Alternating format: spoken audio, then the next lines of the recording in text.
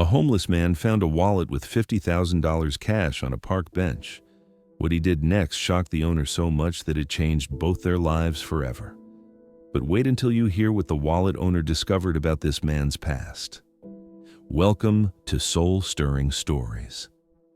Before we begin this incredible tale of honesty, redemption, and unexpected connections, tell me in the comments where you're watching from today. And if you believe stories like this need to be shared, hit that subscribe button and help us spread hope around the world.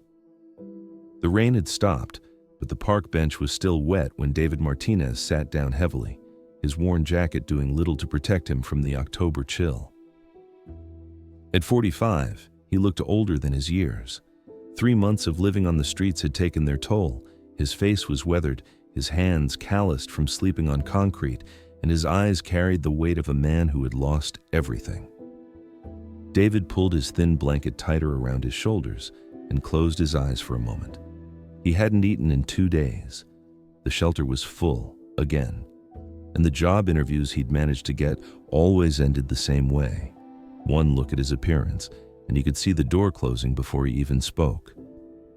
"Just need to rest for a minute," he whispered to himself, the words forming small clouds in the cold air.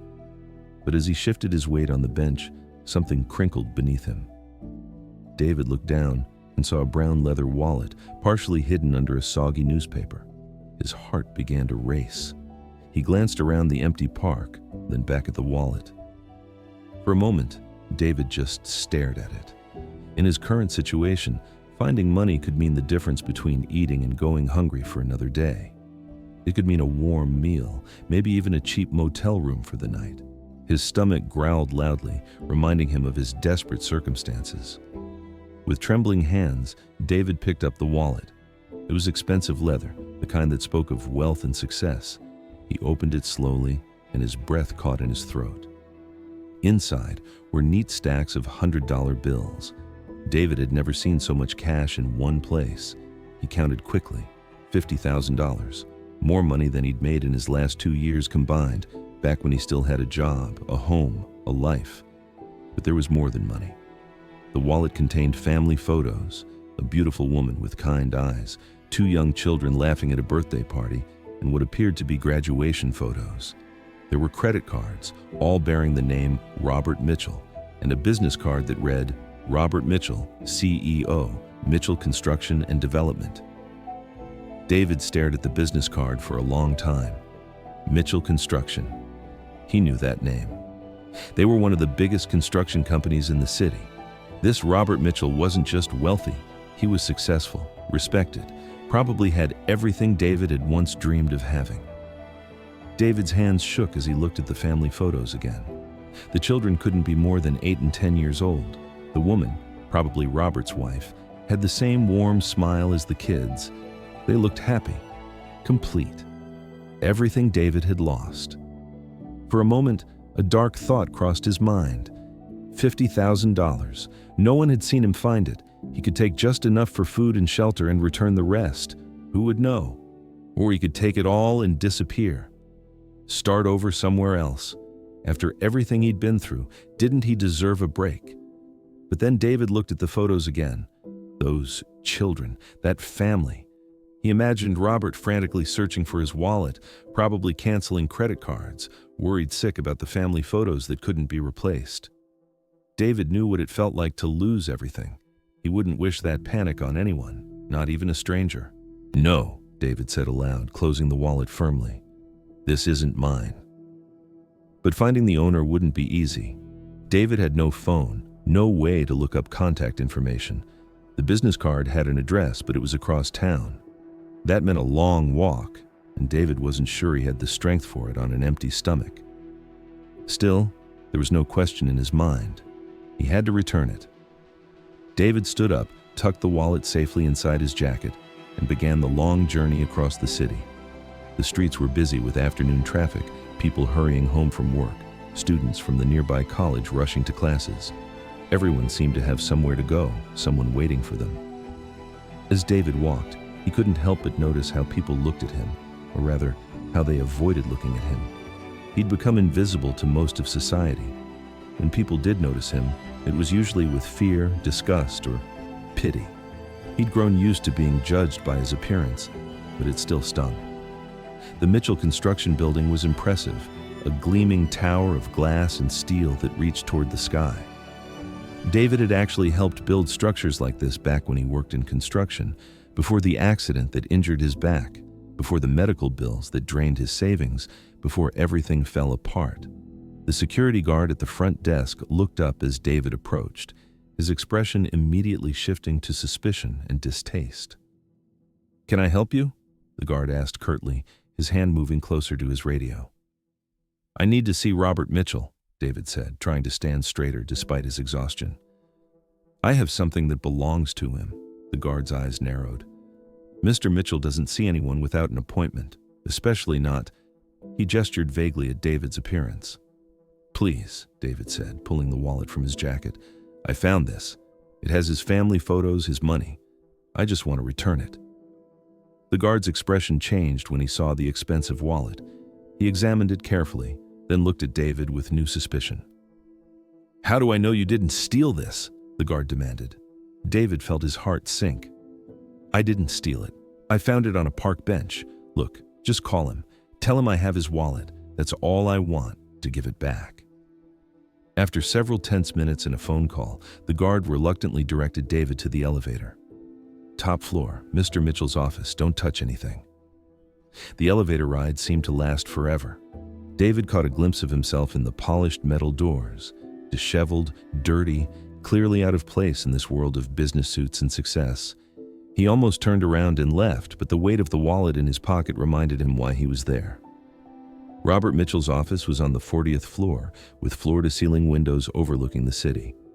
When David entered, he saw a man in his early 50s, impeccably dressed, sitting behind a massive mahogany desk.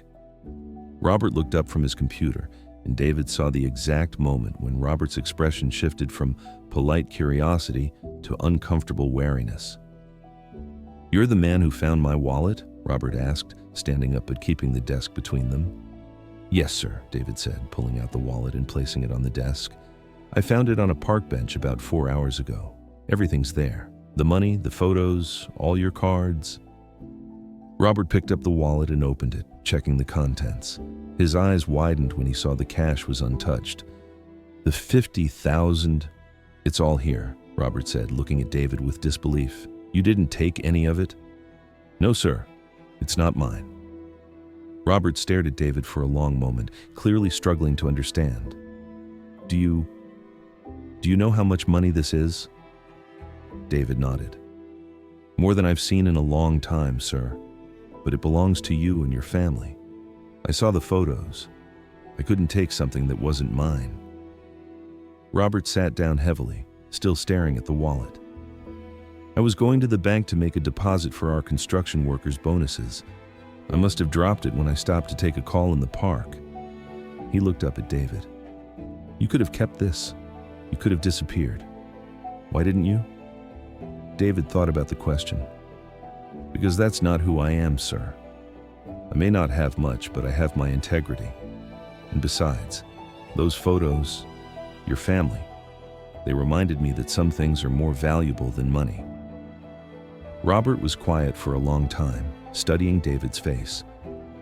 Finally, he reached into his desk drawer and pulled out a checkbook. "Let me reward you for your honesty," Robert said, beginning to write. "How does 5,000 sound?" "That's very kind of you, sir, but I don't need a reward. I just wanted to do the right thing." Robert stopped writing and looked up, surprised. "You're refusing money?" "I didn't return your wallet for money, sir. I returned it because it was the right thing to do." Robert set down his pen and leaned back in his chair. "What's your name?" "David Martinez." "Well, David Martinez, you've restored my faith in humanity today. But I have to ask, and forgive me if this is too personal, but you look like you've been through some hard times. If you don't mind me asking, what's your story?" David hesitated. He wasn't used to people caring about his story, but something in Robert's voice seemed genuine, so he began to talk. He told Robert about his career in construction, how he'd worked his way up from a laborer to a foreman over 15 years. He talked about his wife, Maria, and how happy they'd been before the accident. A fall from scaffolding that crushed his vertebrae, followed by months of surgery and rehabilitation. The medical bills that insurance didn't cover. Maria working 2 jobs to try to keep up with the payments. The stress was too much for her, David said quietly. She tried, but watching me struggle, seeing our savings disappear, she couldn't handle it. She left about 6 months ago. Said she still loved me, but couldn't watch me destroy myself trying to get better. David told Robert about losing the house, about the jobs he couldn't keep because of his back problems, about the steady slide from middle-class stability to homelessness. 3 months ago, I was evicted from my apartment, David concluded. I've been on the streets since then, trying to find work, trying to get back on my feet. It's harder than people realize. Once you don't have an address, don't have a way to shower regularly, don't have clean clothes, it becomes almost impossible to get a job. Robert listened to every word without interrupting. When David finished, Robert was quiet for a long time. David, Robert finally said, I want you to know that what you did today, returning that wallet when you could have kept it, that tells me more about your character than any resume ever could. You're exactly the kind of person I want working for my company. David looked up, confused. Sir? I'm offering you a job, David. We have an opening for a construction supervisor. It's a position that requires integrity, trustworthiness, and experience, all things you've demonstrated. The salary is $85,000 a year, plus benefits and health insurance. David felt the world spinning around him. Mr. Mitchell, I don't know what to say, but I have to be honest. I don't have clean clothes for an interview. I don't have a place to shower. I don't even have an address for the paperwork. Robert held up his hand. David, the interview just happened. You passed when you walked into this office and handed me my wallet with $50,000 untouched. As for the other things, we can solve those problems. Robert picked up his phone and made a quick call. Sarah, I need you to book a suite at the Marriott downtown for the next week. Put it on the company account and arrange for a $2,000 advance from payroll. I'll approve it personally. He hung up and looked at David. The hotel room is yours for a week while you get settled. The advance will help you buy clothes, get back on your feet. You start Monday morning. David felt tears streaming down his face. He tried to speak but couldn't find the words. Robert stood up and extended his hand. Welcome to Mitchell Construction, David. David shook Robert's hand, still unable to speak. Finally, he managed to whisper, Thank you. Don't thank me, Robert said. You earned this the moment you decided to return that wallet instead of keeping it. Character like yours is rare, David. I'm lucky to have found you. As David left the building that afternoon, he walked differently. His back still hurt, his stomach was still empty, but for the first time in months he had hope. Not just hope, he had a future. The hotel room that night was the first warm, safe place David had slept in 3 months. As he soaked in the bathtub, washing away months of street living, he thought about the wallet. $50,000 that could have solved his immediate problems, but returning it had solved his life. The next morning, David went shopping for work clothes. As he stood in front of the mirror in the department store, trying on his first new suit in over a year, he almost didn't recognize himself. He looked like the man he used to be, professional, capable, dignified. On Monday morning, David arrived at the Mitchell construction site at 6:30 a.m., 30 minutes early. Robert was there waiting for him. Ready for your first day? Robert asked with a smile. More than ready, sir. As they walked through the construction site, Robert introduced David to the crew. David could see some of the workers looking at him skeptically. He was the new guy, the boss's hire, and he had to prove himself. But David wasn't worried. He knew construction, and more importantly, he knew how to work with people. By lunchtime, David had already identified 3 safety issues and suggested improvements that would save the company money. By the end of the week, the crew was looking to him for guidance, and even the most skeptical workers were impressed by his knowledge and work ethic. 3 months later, David stood on the same park bench where he'd found the wallet. But everything was different now. He was wearing a clean suit, had keys to his own apartment in his pocket, and was meeting Robert for lunch to discuss a promotion to project manager. You know, Robert said as they sat on the bench together, I never told you why I had $50,000 in cash that day. David looked at him curiously. It was bonus money for our construction workers, but I was having second thoughts about giving bonuses to people I wasn't sure I could trust with company resources. I was actually heading to the bank to deposit it back into the general fund when I lost the wallet. Robert smiled. Finding you changed my mind. If there are people with your integrity working construction, then there are others too. We gave out those bonuses, and you know what? Productivity went up, worker satisfaction improved, and we had the best quarter in company history. So you returning that wallet didn't just change your life, David. It changed the lives of every worker at Mitchell Construction. Your honesty created a ripple effect of trust and success that's still growing. David shook his head in amazement. I just did what felt right. Exactly, Robert said, and that's what makes you special. In a world where people often choose the easy path, you chose the right path, even when the right path was harder. 6 months later, David got a phone call that surprised him. It was Maria, his ex-wife. David, she said, her voice trembling. I saw the article about you in the newspaper, about how you returned that wallet and got the job. I wanted to call and say how proud I am of you. Maria, David said softly, how are you? I'm okay, but David, I owe you an apology. I left when you needed me most. I was scared and overwhelmed, and I took the easy way out. When I saw that article, I realized something. You were always the man I thought you were. I was just too scared to stick around and see you prove it. They talked for over an hour. Maria explained how she'd struggled with guilt since leaving, how she'd followed his story through mutual friends, how proud she was that he'd turned his life around. I'm not calling to ask for anything, Maria said. I just wanted you to know that what you did, returning that money when you had nothing, that's the man I fell in love with. That's the man I should have stayed with. David was quiet for a moment. Maria, I forgave you a long time ago. We both made mistakes. But I want you to know that losing you, as painful as it was, taught me something important. It taught me that my value as a person isn't based on what I have or what job I do. It's based on who I choose to be, regardless of my circumstances. A year after finding the wallet, David was promoted to Vice President of Operations at Mitchell Construction. Robert had become not just his boss, but his closest friend. They often had lunch together, sometimes on that same park bench where everything changed.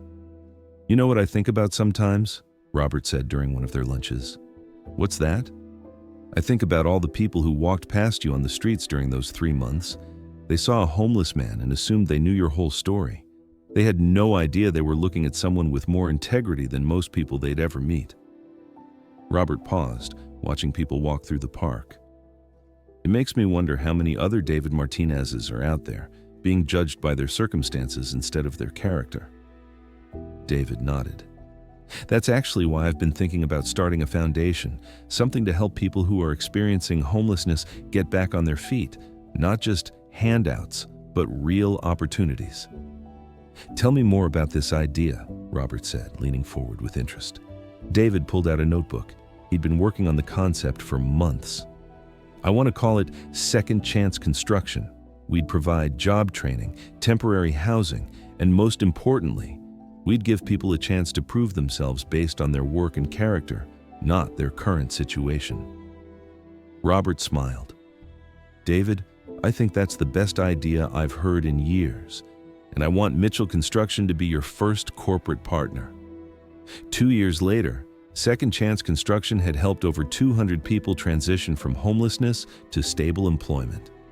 David's story had been featured in magazines and news programs, not because he wanted attention, but because Robert convinced him that sharing his experience could inspire others. During one interview, the reporter asked David if he ever regretted returning the wallet. David smiled. That's like asking if I regret being honest. That wallet didn't just contain $50,000. It contained a test of who I really was. When I returned it, I wasn't just giving Robert his money back.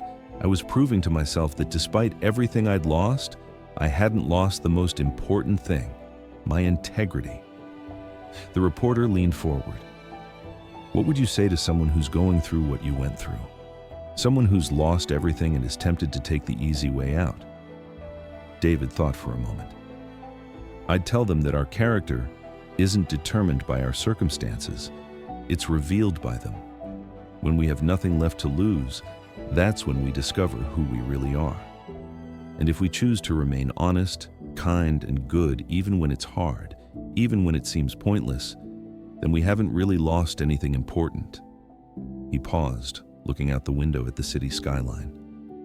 I'd also tell them that sometimes the hardest thing to do and the right thing to do are the same thing. And when we choose to do the right thing anyway, the universe has a way of responding to that energy. 3 years after finding the wallet, David and Maria remarried. She had spent those years working on herself, volunteering with homeless shelters, and truly understanding the experiences David had gone through. Their second wedding was small but meaningful, held in the park where David had found the wallet that changed everything. Robert served as David's best man, and in his speech, he said something that brought tears to everyone's eyes. 3 years ago, I lost a wallet containing $50,000. I thought that was the worst thing that could happen to me that day. But as it turned out, losing that wallet was the best thing that ever happened to me, because it led me to David. David didn't just return my money, he restored my faith in humanity. He proved that integrity still exists, that good people still exist, and that sometimes the most valuable things in life come in packages we don't expect. Robert raised his glass. To David and Maria, and to the power of doing the right thing, even when no one is watching. As David and Maria danced at their reception, David thought about the journey that brought them to this moment. A wallet found on a park bench, a decision to do the right thing, a choice to remain honest even when dishonesty seemed easier. Do you ever think about what would have happened if you'd kept the money? Maria asked as they swayed to the music. David shook his head. Never. Because keeping that money would have made me a different person. And that different person wouldn't be here with you right now, wouldn't have built Second Chance Construction, wouldn't have all these amazing people in his life. He looked around at the reception, Robert and his family, the workers from Mitchell Construction, the people who had graduated from Second Chance Construction programs, all celebrating together. You see, Maria, that wallet didn't just contain money, it contained a choice. And the choice I made led to all of this. Every good thing in my life can be traced back to that moment when I decided to do the right thing. David pulled Maria closer. Sometimes people ask me if I believe in fate. I tell them I don't believe in fate, but I believe in character. I believe that when we consistently choose to do the right thing, we create our own good fortune. As the song ended, David looked up at the stars beginning to appear in the evening sky. Somewhere out there, someone else was facing a choice between easy and right. He hoped they would choose right. He hoped they would discover, as he had, that integrity isn't just about doing the right thing when people are watching. It's about doing the right thing, especially when no one is watching. Because in the end, the person who benefits most from our integrity isn't the person we're being honest with. It's ourselves. And sometimes, a single moment of honesty can change everything. David Martinez's story reminds us that our true wealth isn't measured by what we have, but by who we choose to be when we think no one is watching. His decision to return that wallet, despite having nothing, proved that integrity is the one thing that circumstances can never take away from us. If this story touched your heart and inspired you to believe in the power of doing the right thing, please give it a thumbs up and share it with your friends and family. Your share might be exactly what someone needs to hear today. And if you haven't already, subscribe to our channel for more stories that prove good people still exist, and that sometimes the most powerful changes in our lives begin with a single choice to do what's right. Thank you for watching, and remember, in a world where you can be anything, choose to be honest.